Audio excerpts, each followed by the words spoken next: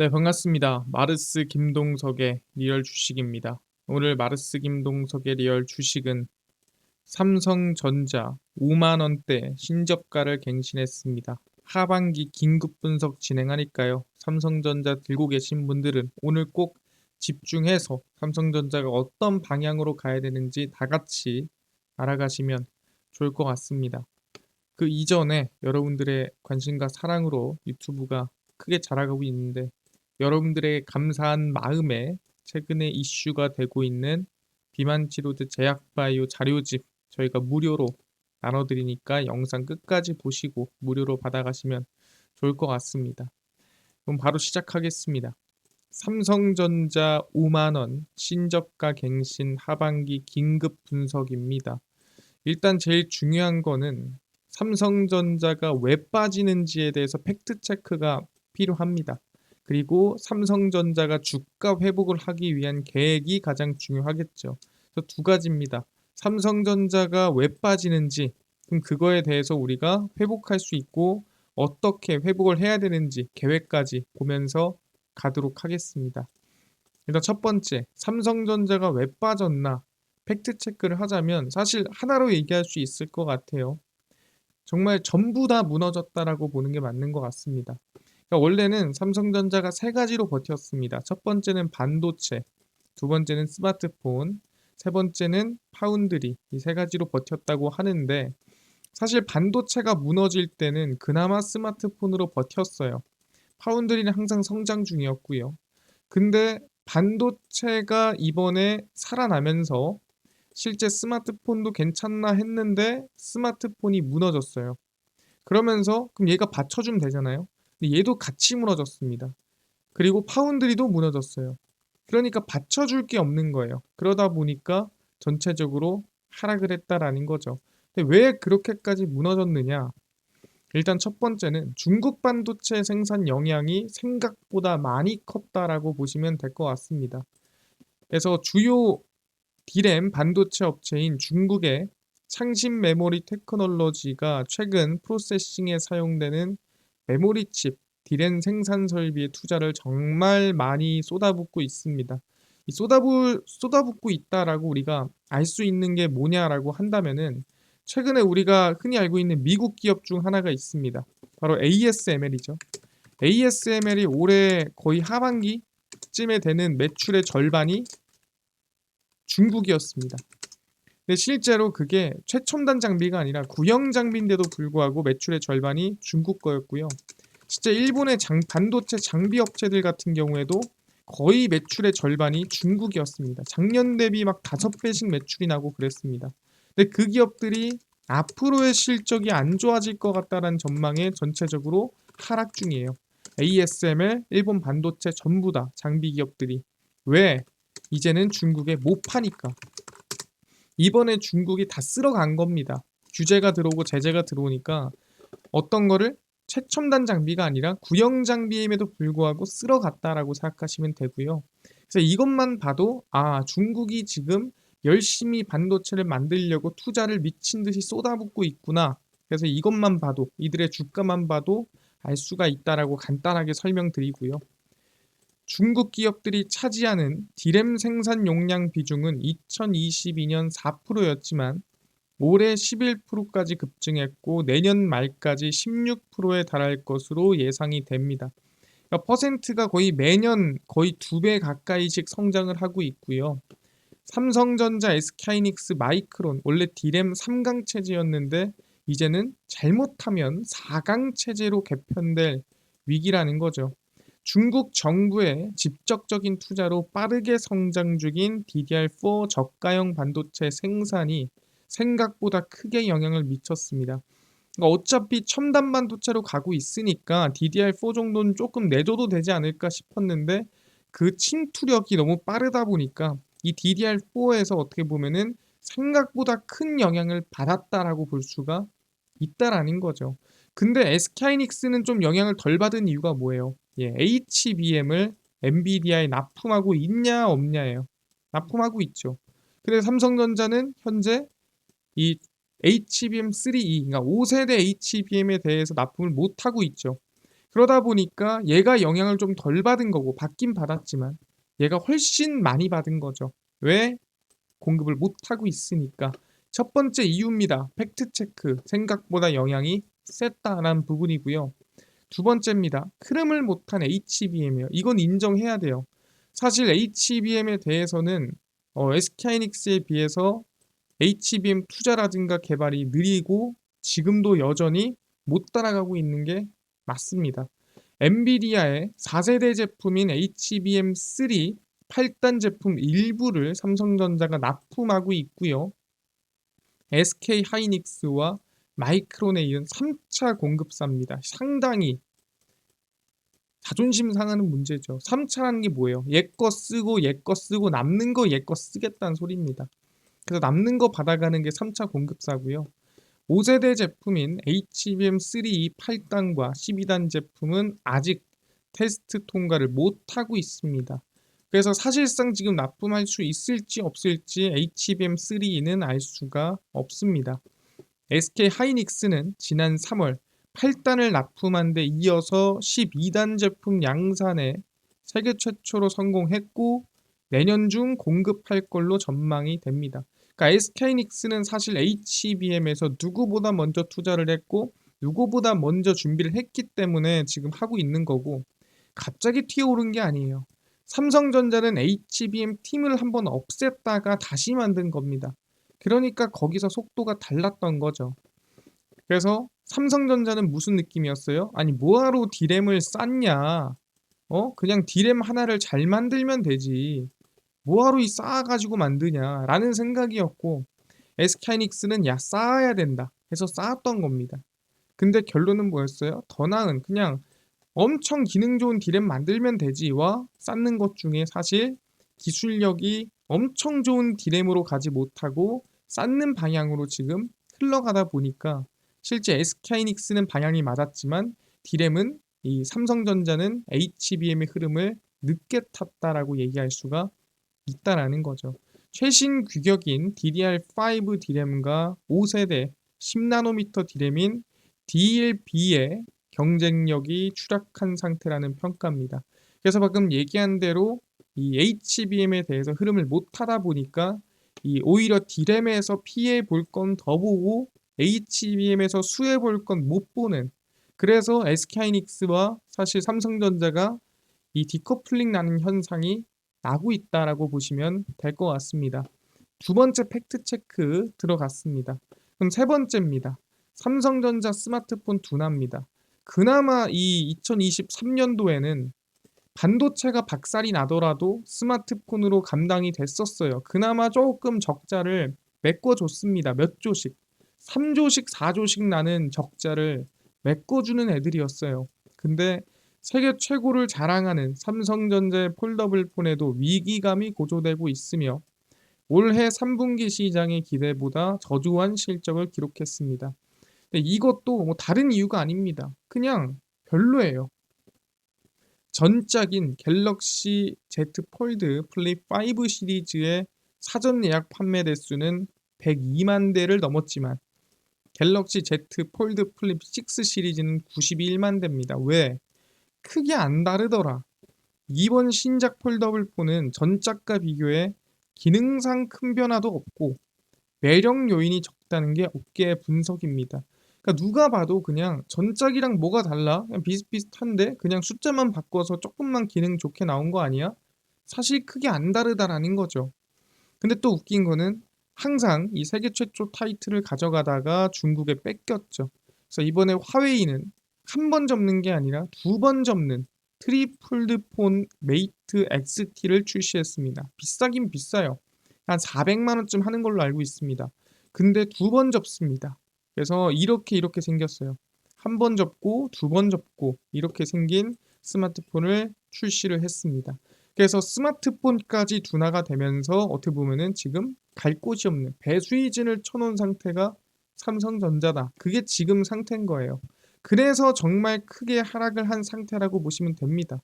그래서 우리는 지금 알고 있는 게 뭐예요? 왜 이렇게까지 강하게 빠졌나? 왜 SK하이닉스보다 더 빠졌나에 대해서 얘기를 한 겁니다. 그럼 여기서 중요한 건 뭐예요? 문제를 제기했으면 해결 방안이 있어야겠죠. 그래서 해결 방안은 뭐냐면 삼성전자 회복 방안입니다. 자, 여기서부터는 이제 좋은 얘기 할 겁니다. 무슨 좋은 얘기냐? 삼성전자가 나아가야 돼. 지금 유리한 점과 그 유리한 점을 이용해서 우리가 뭐부터 하나하나 해결해 나가야 되는지 정리를 했습니다. 첫 번째, 일단은 미국이 반도체 방어막을 좀 구축해 줬습니다. 그게 뭔 소리냐? 중국이 이렇게 치고 나갈 수 있는 걸 방어막을 좀 구축을 해줘서 성장 속도가 느리게 만든 게 미국이다. 근데 여러분들이 아셔야 되는 게 미국이 중국을 막는 게 아닙니다.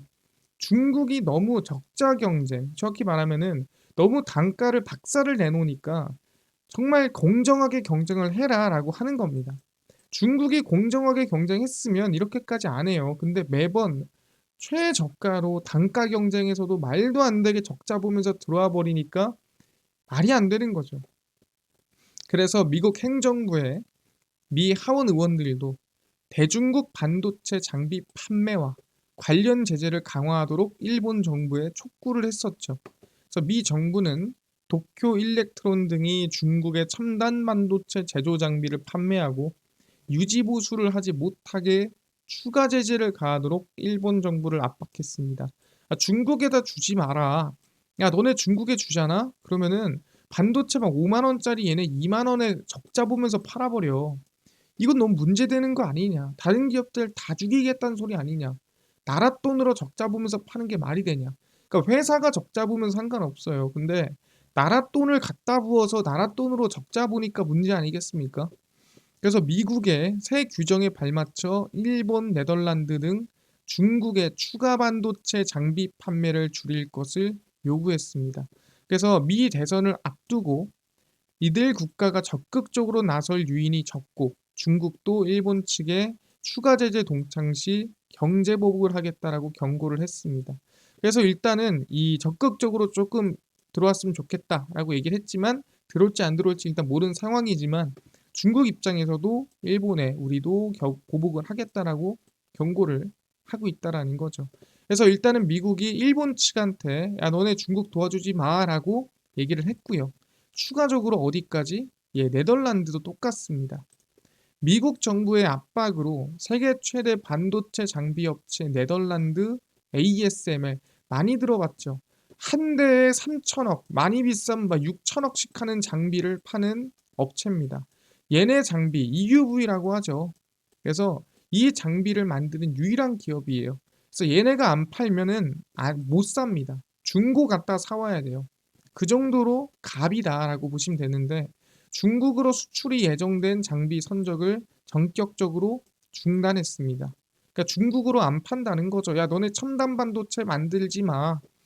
지난해 6월부터 네덜란드 정부는 자국 반도체 장비 업체들이 DUV 노광 장비에 대해서도 그러니까 EUV가 최첨단이고 그 전이 DUV인데 DUV도 안 된다. 정부 허가를 받도록 하는 조치를 시행했습니다. 나라 허락받고 팔아라. 왜냐하면 화웨이 테크놀로지, 그러니까 우리가 알고 있는 그 화웨이 중국의 기업 맞습니다. ASML의 장비를 이용해 만든 칩으로 애플 아이폰을 잡겠다라고 얘기한 거예요. 그럼 사실 뭐예요? 무서워요, 안 무서워요? 무섭죠. 그래서 경쟁할 스마트폰을 생산하겠다라고 알려지면서 미국의 경계심이 올라온 거죠. 얘네 뭐야? ASML 거 쓰면서 경계하겠다, 지금 만들겠다는 거야? 그러니까 규제를 할 수밖에 없는 거죠.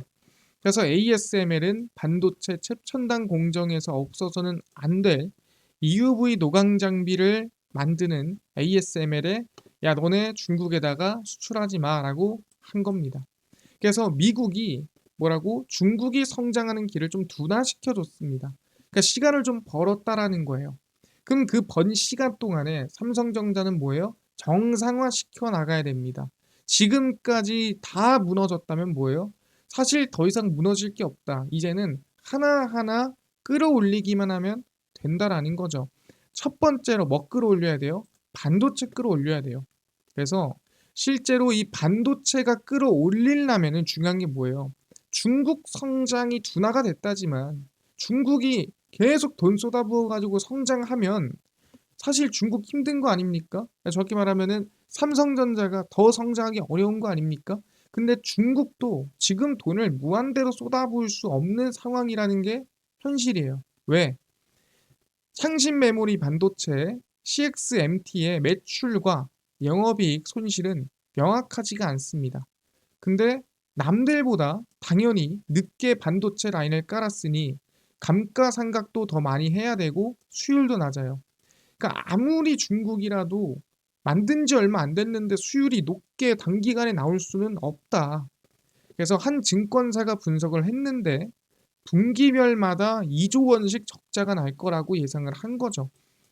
실제 장비 쏟아부은 다음에 반도체 웨이퍼 쏟아부어서 수율이 최저에서 올라오는 데까지 엄청나게 원가가 박살이 나겠죠. 근데 원가가 100만 원이 들었어도 파는 거는 10만 원에 팔아야 돼요. 그러니까 얘네가 수율이 올라오기 전까지는 적자가 미친 듯이 날 수밖에 없는 구조라는 거죠.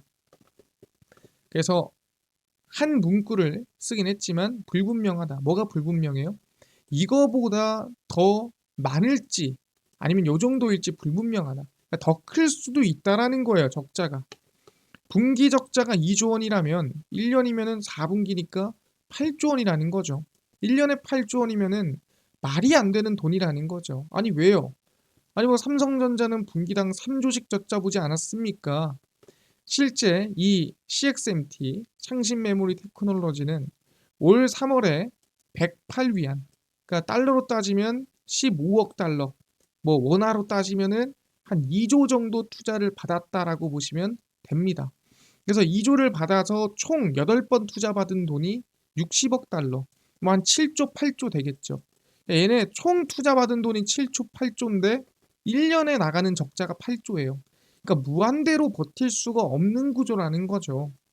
근데 웃긴 건 뭐예요? 투자받은 거 플러스 누가 도와준다고? 정부가 돈을 쏟아부어주고 있다고요. 중국 정부 펀드가 주도해 약 390억 위안, 약 53억 달러, 뭐 원화로 따지면 6조에서 7조 정도 돈을 또 부어줬습니다. CXST라는 회사에 투자를 했는데 이 CXST가 결국엔 CXMT예요. 그러니까 CXMT에다가 돈 줄 거를 CXST에다가 간접적으로 돈을 쏟아부어 준 거죠. 얼마를? 6조, 7조를. 그럼 총 얼마예요? 13조, 15조입니다. 근데 13조, 15조라고 해봤자 아까 얘기한 대로 2년 정도 버틸 돈밖에 안 된다는 거죠. 그러니까 무한대로 돈을 쏟아부을 수가 없는 수준의 적자가 나고 있기 때문에 사실 우리가 생각하는 것만큼 미친 듯한 성장이 나오기는 힘들 수 있다라고 얘기를 하는 겁니다. 그래서 CXMT는 버틸 현금이 부족할 가능성이 크기 때문에 뭐라고 얘기했냐? 작년 3월에 CXMT가 상장해서 돈을 준비하겠다라고 했습니다. 그래서 얼마를 준비하겠다 했냐? 당시 창업 6년 차인 CXMT가 약 상장해서 19조의 기업 가치를 받겠다라고 얘기를 했어요. 그럼 사실상 뭐 아까 돈 받은 13조, 15조에 19조까지 하면 30몇 조니까 버틸만 하겠죠. 근데 실제 CXMT의 상장은 아직 아무도 모른다. 그리고 수익이 아니라 지금 큰 적자 경쟁 중이기 때문에 진짜 상장하는 게 아니라면 무한대로 돈을 쏟아붓기는 힘들다. 그래서 중국 정부에서도 큰 적자를 무한대로 막아주지는 않을 것이다. 얘기를 하는 겁니다. 그래서 중국에 지금 이 CXMT가 돈을 쏟아부어서 성장시키지만 당장에서는 적자가 미친 듯이 나고 있다는 게 삼성전자한테 기회고요. 그다음에 중국의 성장을 적자를 계속 나게끔 미국이 막아주고 있는 게 기회입니다. 그래서 이 주어진 시간 동안에 다시 차곡차곡 쌓아 나가야 된다라고 얘기를 하는 거죠. 뭐를? 첫 번째로 반도체입니다. 삼성전자의 경우 일시 디램의 초도 양산 라인을 올해 연말에 구축할 계획이며 일시 디램은 내년 양산을 본격화할 것으로 예상되는 차세대 메모리입니다. 그러니까 반도체 디램은 우리가 흔히 X, Y, Z 그 다음에 A, B, C 이렇게 나아갑니다. 그러니까 말 그대로 이 세대가 거듭되는 거예요. 1세대, 2세대, 3세대, 4세대, 5세대, 6세대 이렇게 세대가 거듭되면서 이걸 부르는 이름을 X, Y, Z, A, B, C 그 다음 뭐 D, E, F 뭐 이렇게 가겠죠. 그래서 7세대, 8세대 넘어가는 겁니다. 그럼 C는 뭐예요? 6세대인 거죠.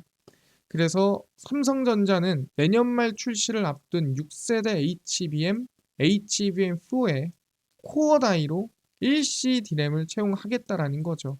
그러니까 일시 이렇게 이 6세대 세대를 거듭할수록 아까 얘기한 EUV 장비가 훨씬 많이 들어가고 공정도 많이 들어갑니다. 그 정도로 미세하다라는 거죠.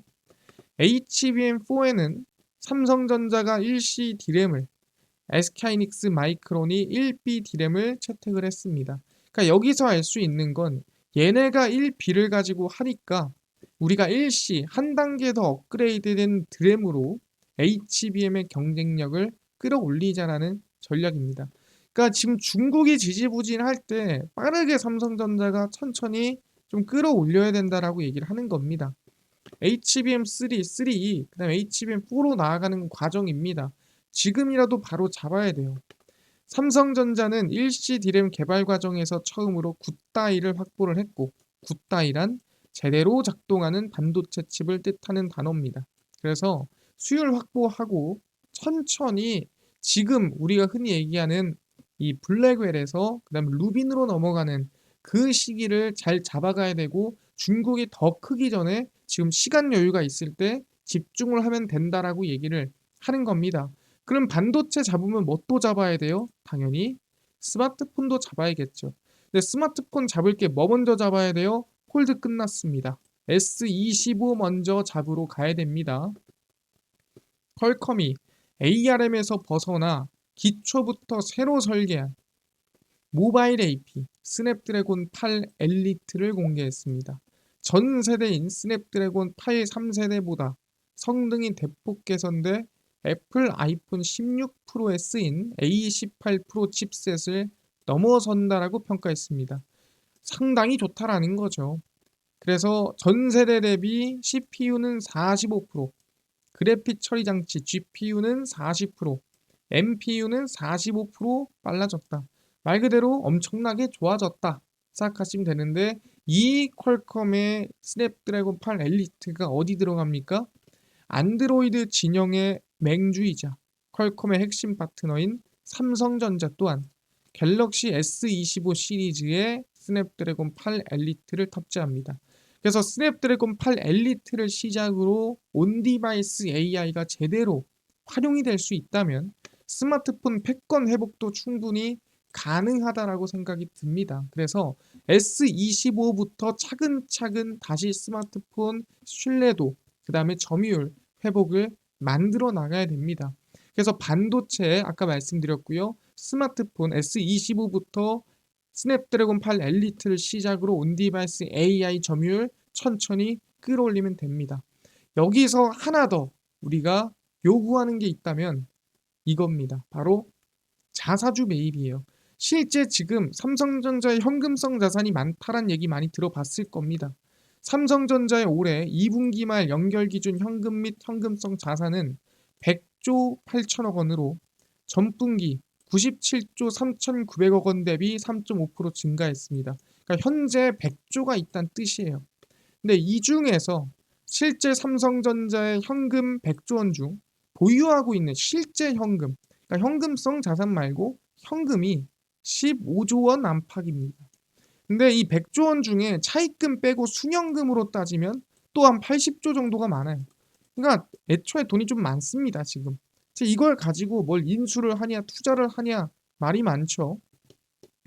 근데 2027년 삼성전자가 9조 3천억 규모의 자사주 매입을 시행하면서 주가 부양에 힘을 썼고 주가가 크게 올랐습니다. 마찬가지로 이번에 현금 자산으로 연구개발 투자도 중요하지만 우리가 흔히 알고 있는 엔비디아, 애플, 마이크로소프트와 같이 자사주 매입에 적극적으로 발표하고 참여를 해준다면 충분히 주가 부양이나 상승이 가능할 수 있겠다.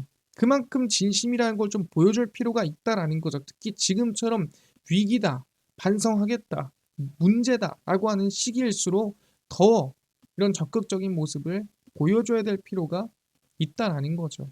그래서 우리는 얘기한 대로 지금 시기는 차근차근 이 중국이 큰 성장을 못 이루는 시기에 회복을 해 나가는, 정상화시켜 나가는 시기라고 보시면 됩니다. 그래서 지금 시기에서 전 얘기합니다. 실제 59,100원 당연히 저가입니다. 여기서 지금이 저평가 구간이냐 아니냐 큰 의미가 있는 구간이 아니에요. 왜? 이미 저평가 구간이라고 부르는 시기는 지나갔어요. 그 뜻은 뭐냐면은 지금 구간은 무조건 뭐다? 저가 구간은 맞다. 하지만 저평가 구간이 이 62,000원이든 61,000원이든 6만 원이든 항상 저평가 구간입니다. 그래서 저희는 지금 구간 역시나 저는 긍정적으로 볼 수 있습니다. 왜? 더 이상 리스크가 문제가 나올 게 없어 보인다. 그래서 저희는 이 삼성전자 같은 경우에는 말씀드린 대로 이 문제들이 회복이 천천히 되면서 긴 호흡을 가지고 관심을 가지시면 좋을 것 같습니다. 알겠습니다. 그래서 결론을 내자면 제가 방금 정리를 해드렸죠. 중국이 둔화되는 시기에 중국이 지금 빠르게 성장하지 못하는 상황에 반도체, 스마트폰 천천히 지금부터 방금 제가 말씀드린 대로 회복이 되고 그 다음에 자사주 매입까지 발표를 해준다면 충분히 긍정적인 방향으로 긴 호흡에서 좋은 방향이 나올 거다라고 생각을 합니다. 그래서 삼성전자를 V자 반등, V자 급등이라기보다는 우리가 조금 더 긴 호흡을 가지고 보면 좋을 것 같다 말씀드릴 거고요. 계속 제가 팔로우 해드릴 테니까 봐주시면 감사하겠습니다. 알겠습니다. 네, 이뿐만 아니라 아까 뭐 비만 치료제, 제약바이오, 시장 전망 관련주 자료집 100% 무료로 나눠준다고 했는데 어디서 받을 수 있나요? 또는 당일 급등이 예상되는 단타 종목을 매일 무료로 좀 나눠주시고 장 시작 전에 급등이 예상되는 뉴스라든가 시황을 무료로 나눠주시고 테마주라든가 매매법 강의를 좀 무료 좀 나눠주세요 라고 하시는 분들이 있어서 김동석 대표가 100% 무료로 나눠드리고 있습니다. 바로 김동석의 리얼 주식 연구소라는 100% 무료 어플에서 나눠드리고 있고요. 이 어플은 내가 아이폰을 쓰면 앱스토어, 갤럭시를 쓰면 구글 플레이, 플레이스토어에서 무료로 설치 가능합니다. 무료로 설치할 때 전화번호 입력해야 되나요? 전혀 아무것도 필요 없습니다. 입력할 필요 없고요. 앱스토어, 구글 플레이, 플레이스토어 접속하시고 김동석의 리얼 주식 연구소라고 검색하시면 100% 무료로 설치가 가능합니다.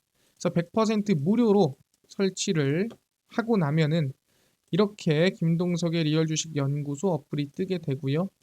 당일 리얼 추천주가 당일 급등 예상 종목을 무료로 알려드리고 급비 분석이 장 시작 전 시황, 급비 자료가 테마주라든가 매매법 무료로 나눠드립니다. 그리고 아까 전에 얘기했던 비만 치료제, 제약바이오, 시장 전망 관련주 자료집 어디서 무료로 받을 수 있나요? 리얼 추천주 누르시고요. 들어가시면은 저희가 10만 명 감사합니다 하면서 자료를 무료로 올려놨습니다. 누르고 들어가시면 맨 밑에 저희가 제약바이오, HBM, EUV, 월가들의 투자법 총정리, 온디바이스 AI 로봇 자료집 무료로 올려놨으니까 믿져야 본전이에요. 무료로 받아가시고요. 뿐만 아니라 리얼 추천주에서는 당일 급등 예상 종목, 급비 분석에서는 장 시작 전 시황, 그 다음에 급비 자료에서는 당일 있었던 이슈 관련주 무료로 정리해드립니다. 저희가 100% 무료로 평생 운영할 거니까요. 종목 시황 테마 주강이 꼭 얻어가시고 뿐만 아니라 저희 마르스 김동석의 리얼 주식 유튜브 여러분들의 사랑으로 커갑니다. 구독자 20만 명 향해 달려가니까요. 유튜브 구독, 영상 좋아요, 댓글 부탁드리면서 오늘 영상 여기서 마치겠습니다. 감사합니다.